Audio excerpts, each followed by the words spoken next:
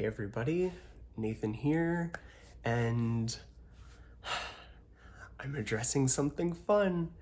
I actually have 3 different audiences for this. The first one I'm going to address is pretty quick, and that's just the people who reached out to offer support after my breakup post. The second group are the ones who reached out about the breakup post, usually offering support, but also implying some things that I hope to address in a way that that allows people to be more informed with their decisions or their reflections or whatever it might be. And then the last is for the group of people who were mostly referred to me by friends who had seen the post, and they were thinking that I could be a resource. I love that I was trusted that much, but I have to say, check elsewhere for resources, and maybe this can be a jumping off point, but don't let me be the final word on anything that happens here right now, okay? Cool deal. Okay, so first group, thank you so much for reaching out. I received offers of support in every possible way, from just comforting words to a place to stay to anything that you could imagine. I've been offered it, and I don't need to use those resources, but it is really nice to know that I have a support system available to me and that so many people care so much. It's really easy to discount that in my day-to-day life because I'm not exactly a loner, but I'm an introvert, and I don't necessarily reach out to people a ton. I've gotten better about it, but I don't do it a lot. So the fact that so many people care about me is really touching and really moving. So thank you for that and for letting me know. The second group is the people who have myths about my most recent breakup. And for the most part, it's been in a good direction. It's just that people really appreciate that it's been mature and healthy, and I'd say that both of those things are correct, 100%. But there are 2 kind of light points that matter, and I think get pushed under the rug and maybe cause people to be more self-critical than they need to be. So the first point is that it takes 2 people to make a breakup, and it takes 2 people to make the tone happen, right? So whatever it's going to be, if it's going to be amicable or whatever, it's going to require both people being on at least adjacent pages, if not the same one. You have to have the same goals in mind, because if one person does not want to continue on with any kind of relationship afterwards and the other one wants to remain just friends, then how do you reconcile that?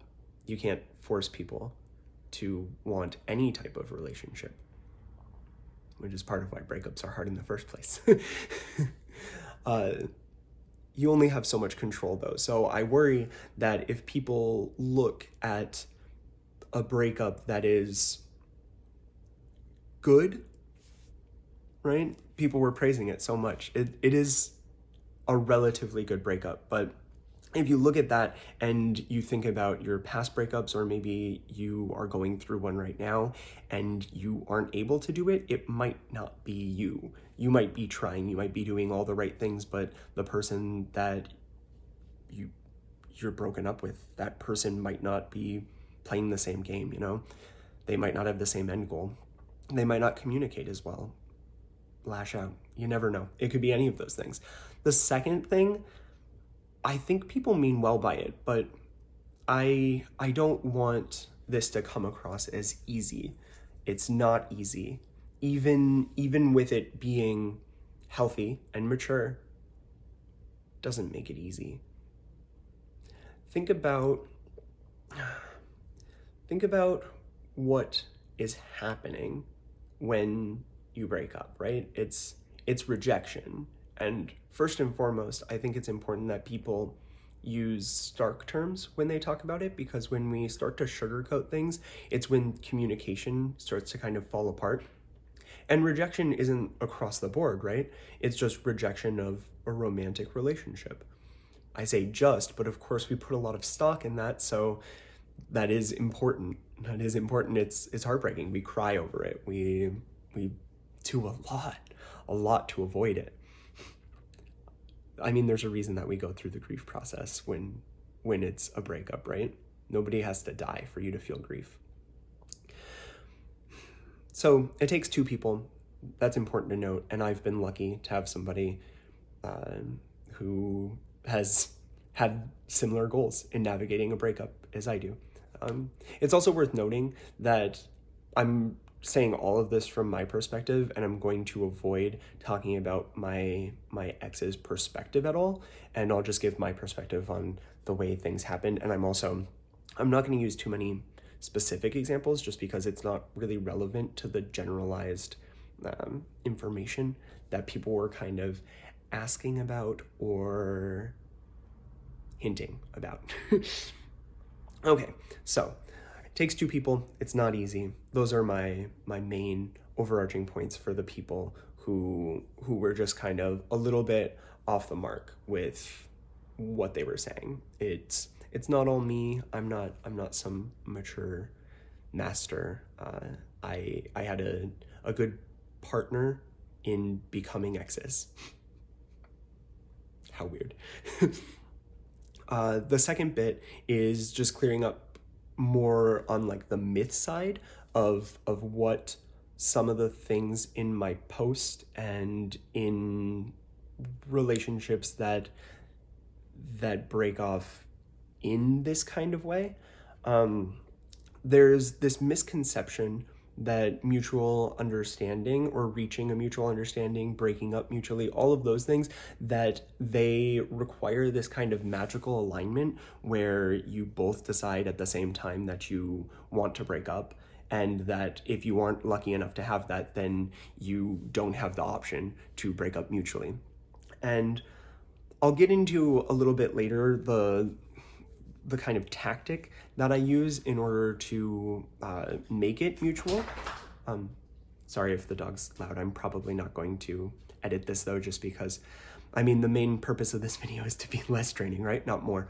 So if you want to have a mutual breakup, you can reach that from any starting point. You can be on the same level. You can have a lot of asymmetry. It can be balanced, imbalanced, right? Mutual understanding is something that you can reach. It doesn't have to be the starting point. And that's really important to note, I think, because a lot of people were saying, wow, you're so lucky that you both fell out at the same time, you both did whatever, and it's not quite the case, and it's also not necessary in general. The other thing is that people were pointing out that you don't have to miss the person so much because you're doing this easy transition to a friendship, and that's got to be great. Yes and no. It's definitely a mixed bag.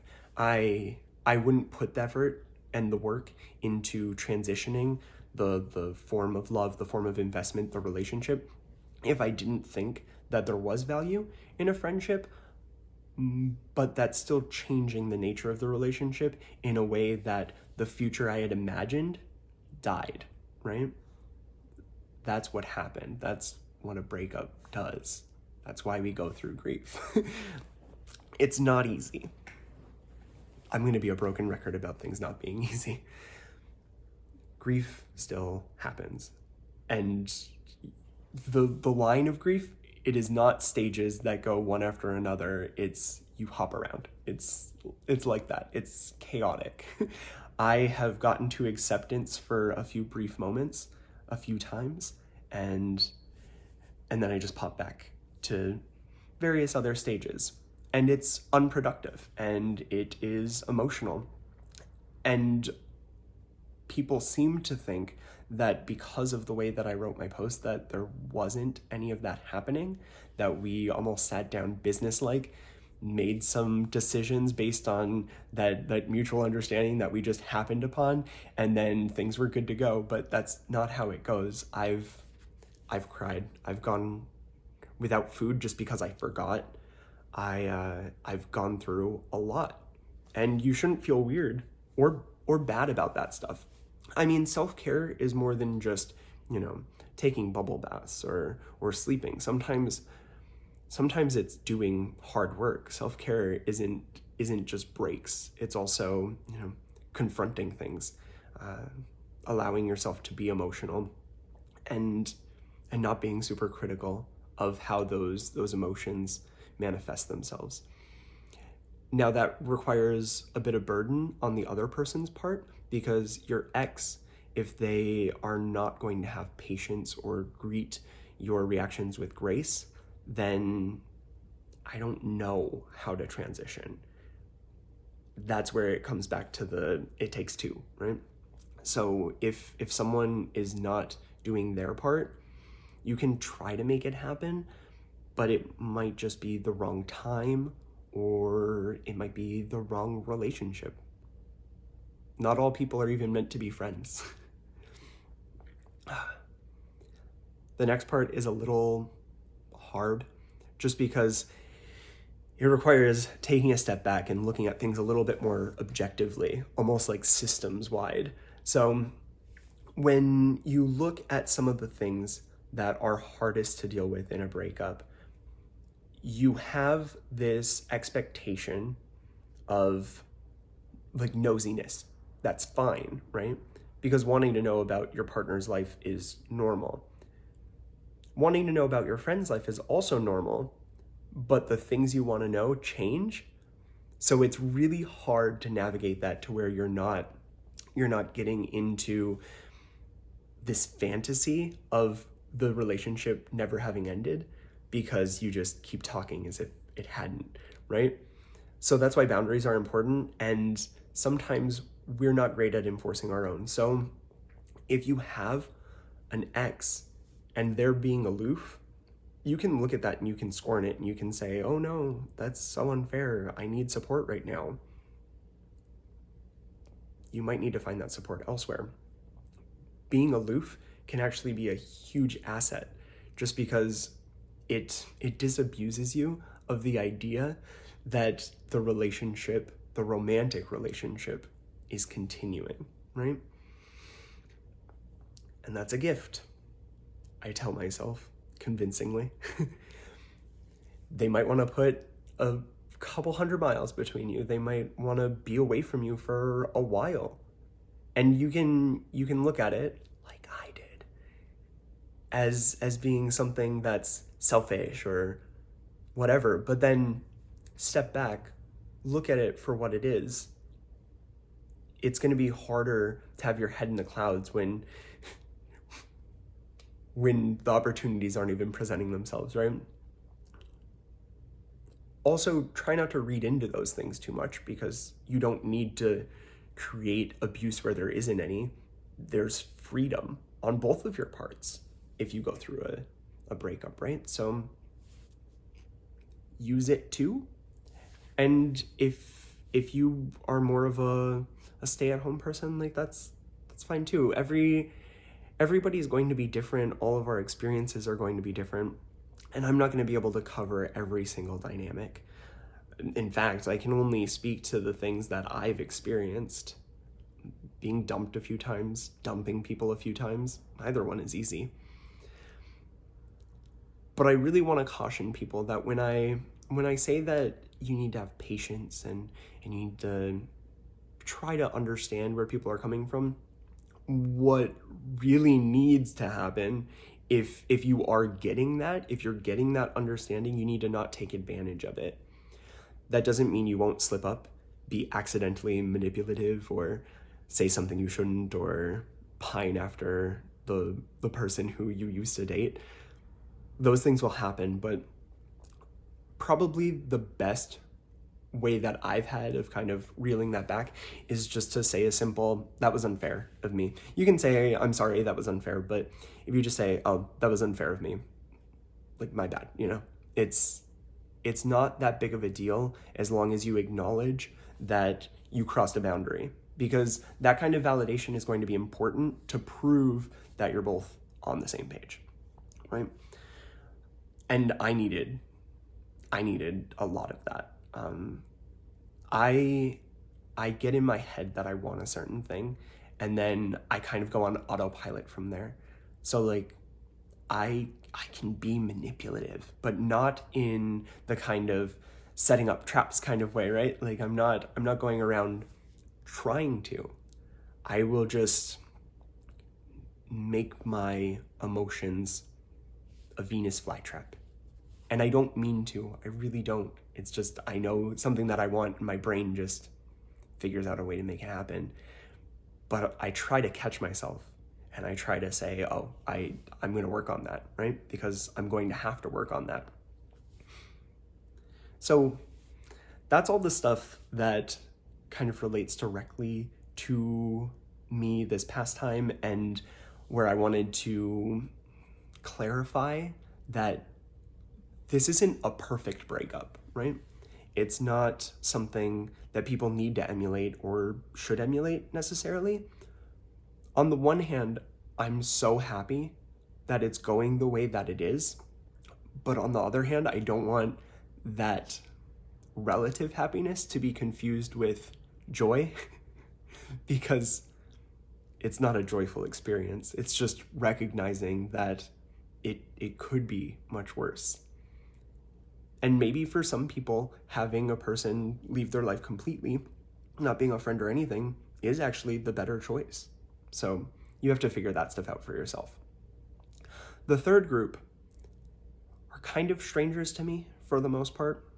I just, without trying to make anyone feel bad, I just felt somewhat drained by trying to address everybody who was either considering breaking up or people who had recently been broken up with. And there are times when I can address that and it's easy for me, but that's not going to be the case when I have almost no background. So I have to play a bunch of catch up, and then I also have to figure out where you are, where the other person is. And it's not something that I'm an expert in by any means.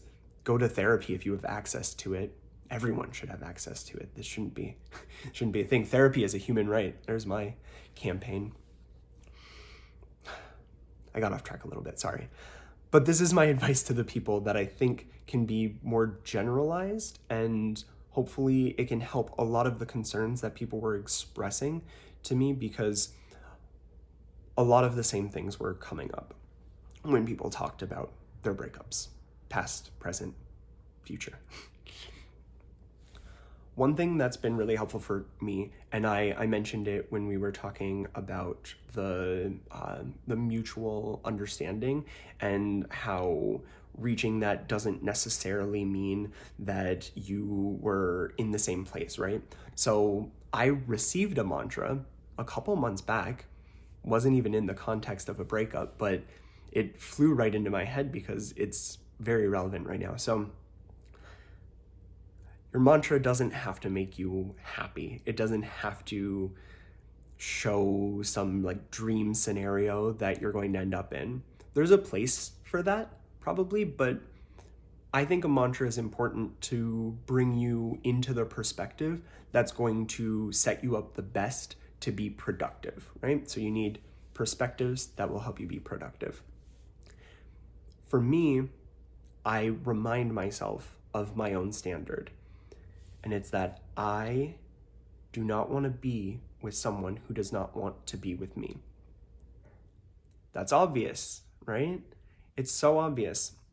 And yet, every time that I've been broken up with, my first reaction isn't to say, oh, you no longer want to be with me?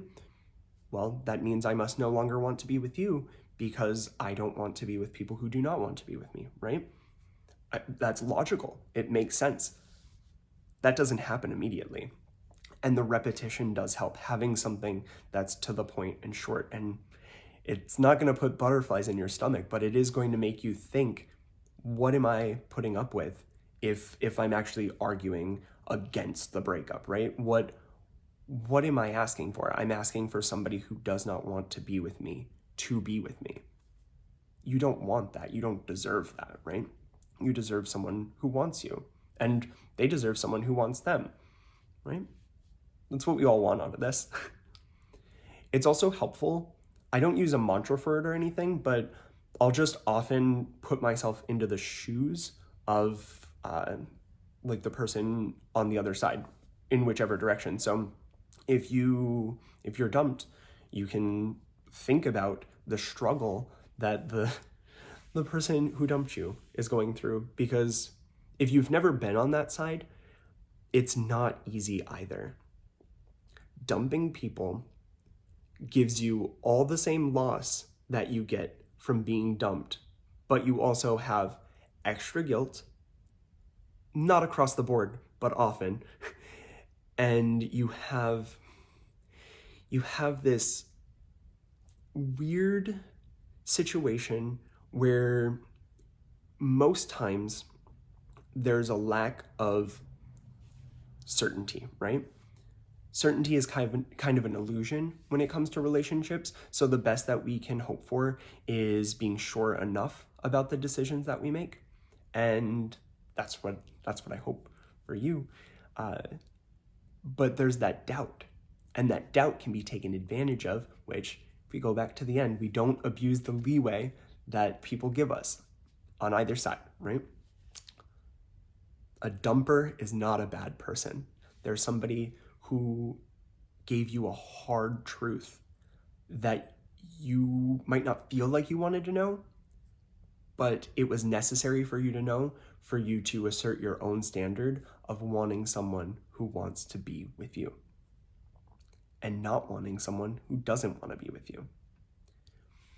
Now, something else that's important is overall grace. Now, this can be just patience, seeking understanding.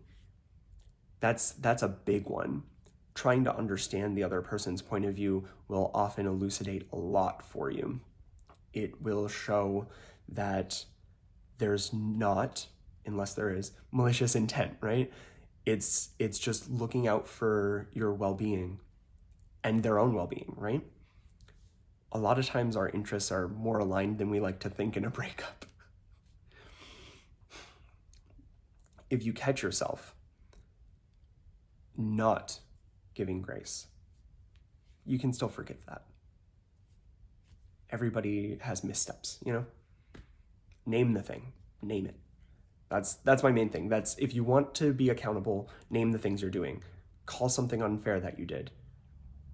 They will appreciate it, right? People enjoy that validation, and it avoids the temptation to cycle back to bargaining repeatedly after you've gone to acceptance, and then you go back and forth. It's so easy to get back to bargaining, especially if it's a relationship that you were really, really invested in. But what are you actually arguing for? It goes against the mantra, right? It's also good, and this actually goes back to the point of hard things being gifts. My last ex gave me a great gift, which was saying that when thinking about the future, I should just think about the fact that it's over, which is maybe kind of obvious, but it's important because when we're talking about potential futures, we need to be really careful. We need to be really careful because there are a couple different ways of going about it, and one of them is just setting yourself up for failure, for emotional distress, and you don't want that. A breakup is not the time to start fixing a relationship. It's time to either cut ties or to start transforming the relationship into something new. And that doesn't close off the boundary in the future. unless it does. Be clear about that. Be upfront about it if it does. Generally, actually, communication is the whole message here. Honest communication, honest and authentic communication. Tell people where you are. When you put the truth on the table, that's when everybody can shuffle things around and figure out what's going to work. If there are some lies mixed in there, once you shuffle things around and think you've made something, those lies are just going to disappear.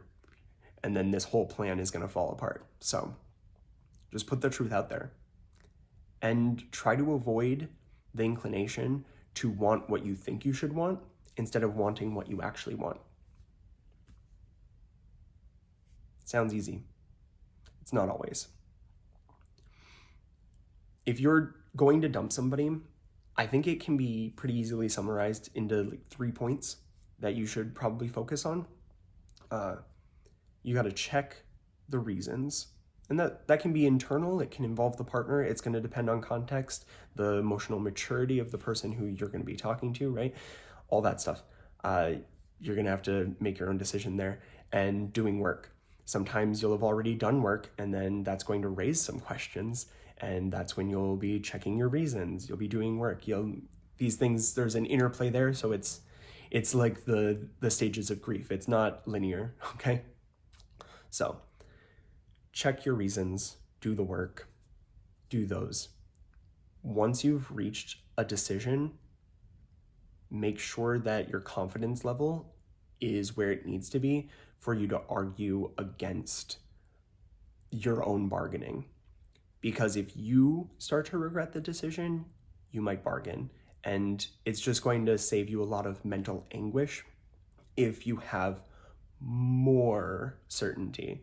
You'll never have certainty, but if you can have more sureness in your path, then that can be really helpful. So check your reasons, do the work, have a confidence level that suits you, right? Be upfront about the work too. I can go back a little bit to elucidating some stuff about my last breakup, and that is that there were some pretty clear benchmarks set for me. They were fair, they were reasonable, and I did not meet them. So we broke up. That doesn't make it easy. That makes it more predictable. Maybe there's a comfort in knowing. So that's why I am an advocate for including your partner in as much of the pre-breakup considerations as you can. Because if that's an option, then it does make the transition into the breakup much easier. At least in my experience. So it's not the time for fixing, but it is the time for building. You like that? All right.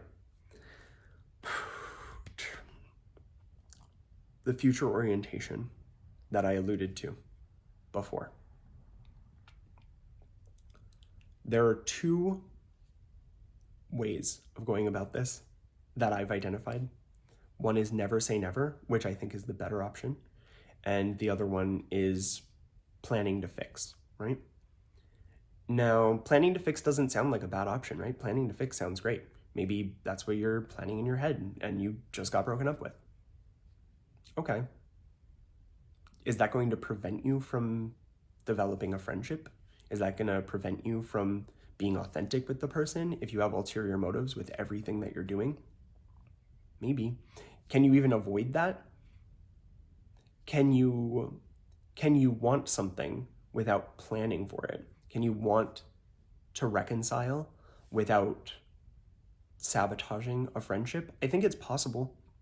I think it's also okay to address that stuff as long as you're doing it directly, honestly, authentically, as long as you're talking to them about it, right? Now, I like the never say never side, but big caveats here, because never say never is also boundless hope.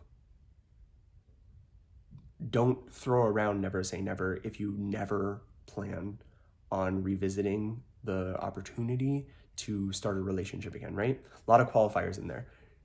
Don't say never if if you just mean never, right? And never say never is also something that should not be tied to goals, right? If things were not worked on while the relationship was going on, don't set goals for outside the relationship. And this is more person to person. Internally, you can probably set goals, right? Because maybe you decide that you would like to be the type of person who meets the benchmarks of your former partner, right? That's okay. So be better for yourself. And maybe never say never. That will put you two back together. But maybe not. Never say never is good, but dangerous if not used in moderation.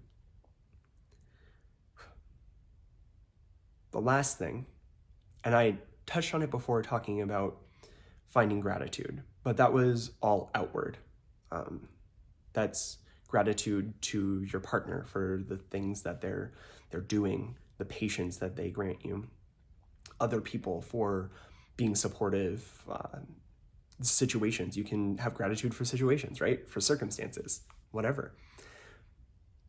You can have inward gratitude too, and it can be really important, especially if you have a tendency toward self-criticism.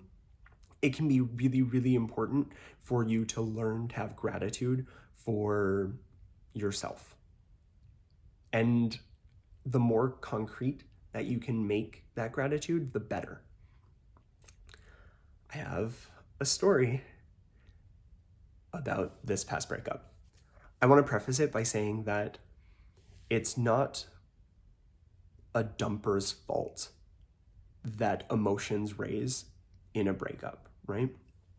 Because that's just how it goes, and it happens on both sides. What an individual does with that, or what their brain chemicals do with that, that's not really up to the person who initiates a breakdown. A breakup. That was a Freudian slip. I'm gonna have a breakdown. Sorry. This one's going to be a little tough just because I had some time to myself pretty quick after the breakup, and I was just reeling. I was just going around in disbelief at first, problem solving mode next, basically going to bargaining, like just I was all over the map. I was frenetic.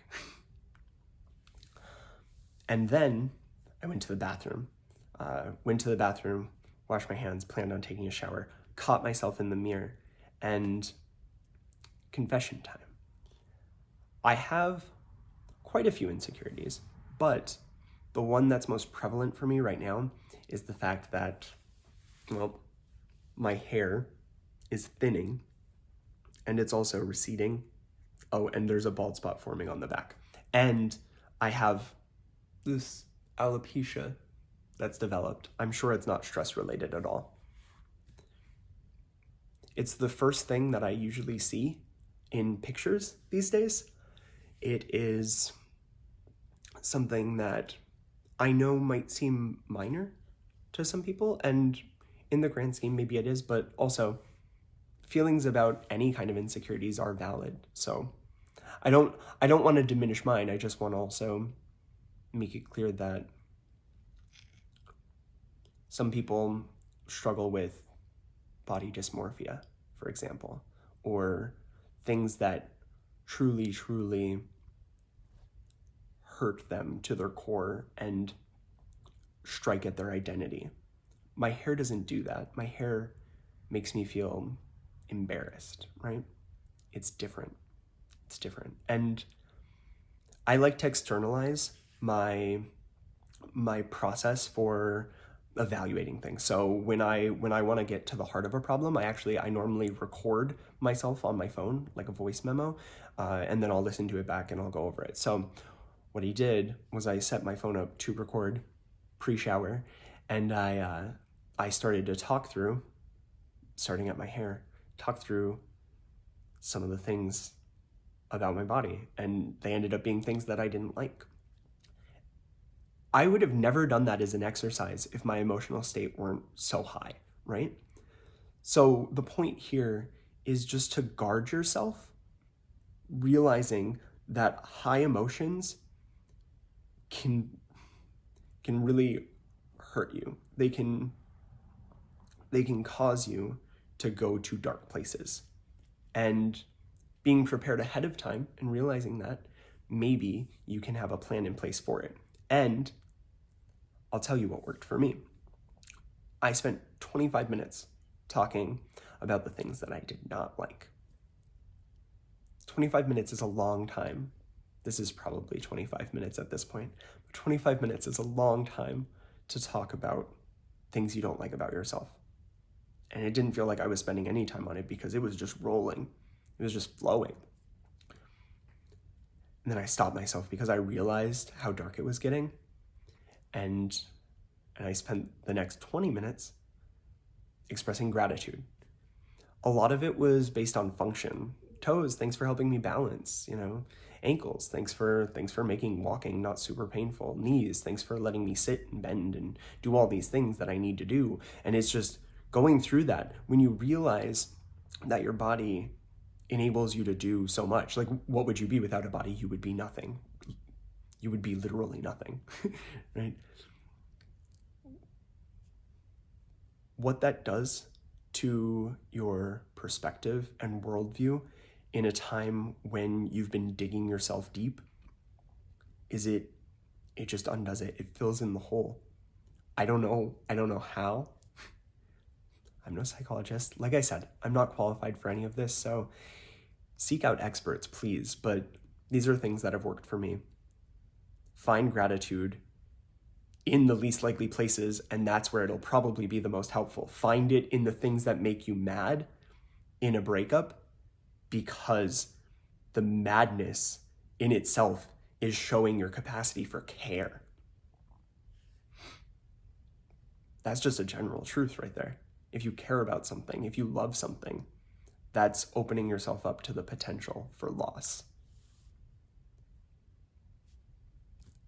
That's the game. That's the balance. That's what it includes. Anyway, I think that's all I've got. Gratitude, understanding, honesty, authenticity, grace. Don't be hard on yourself. Don't be hard on the other person. You're both human beings, right? You're going to say things wrong. You might be manipulative. Call yourself out. Don't make them do it. Thank you to everyone who reached out thinking that I had something of value to offer you with your breakups, potential breakups, processing of a breakup, all that stuff. I really appreciate that my experience made you think that you could do better, or you could imagine what had happened better. Sometimes you can't revise. Sometimes the die is already cast, right? I hope that anyone who needed this has a really smooth time. Smooth is probably asking too much. I hope that anyone who this information would be useful for, right? I hope that you're gentle with yourself and with others. I hope you have support systems where you need them. And I don't want this to be a shirk, because I'm going to send this to most of the people who I didn't follow up with in a way that I would have wanted to. I'm going to send this to you, and if you have follow-up for it, you can reach out, or this is pretty much all I've got. You can look it up, Google it, ask friends, valued friends, trusted friends. I don't have all the answers. I don't even know if I have any of the answers. I just have some examples. I hope that you're doing okay. Love takes many forms. Love transforms. I have an overarching love that encapsulates people, and you're included in that. So I love you. I believe that you can do better for yourself, and hopefully you'll have a person who's willing to do better for both of you. That's all. Thank you, and bye.